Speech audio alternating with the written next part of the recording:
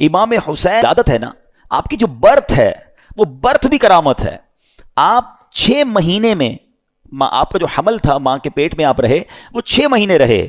اور یاد رہے کہ پوری دنیا میں سیدنا یحییٰ علیہ الصلوۃ والسلام اور امام علی مقام امام حسین کے علاوہ کوئی ایسا بچہ زندہ نہیں رہا جس کی مدت حمل 6 ماہ ہوئی ہو. یعنی آپ فرام دا ڈے 1 آپ کی ولادت ہی کرامت ہے. اور سبحان اللہ آپ کے رخسار مبارک کا حال یہ تھا، آپ کے چہرے پر نور ایسا تھا کہ آپ کے دونوں رخسار سے ایسا نور نکلتا تھا کہ کمرے اور دیواریں روشن ہو جایا کرتی تھیں.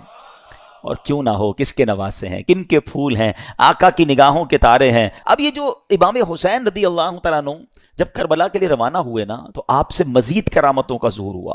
اور علماء کہتے ہیں یہ جو کرامتیں تھیں نا بیسیکلی یہ اتمام حجت کے لیے تھیں، مزید ان کو سمجھانے کے لیے تھی کہ دیکھو میں کون ہوں، میرے ساتھ کیسے معاملات ہو رہے ہیں، مجھ پر ظلم نہ کرو.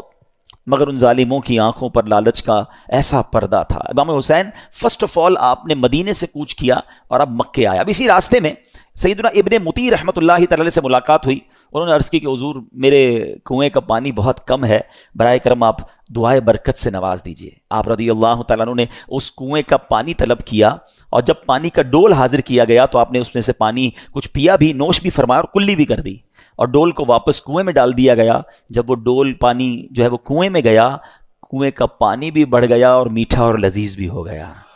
سبحان اللہ. تو یہ امام حسین کی کرامتوں کا سلسلہ رہا. اس کے بعد جب آپ بالکل ایگزیکٹلی 10 محرم الحرام کا دن آ گیا، یاد رہے کہ وہ دن جمعہ کا دن تھا.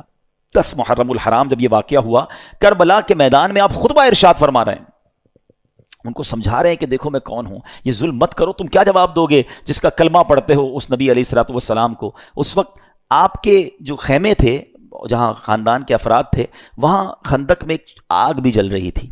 تو ایک بد زبان یزیدی نے بکواس کرتے ہوئے کہا کہ اے حسین تم نے وہاں کی آگ سے پہلے یہی آگ لگا دی ہے. یعنی معاذ اللہ وہ یہ کہنا چاہ رہا تھا کہ اے حسین مرنے کے بعد بھی تمہیں جہنم کی آگ میں جانا ہے.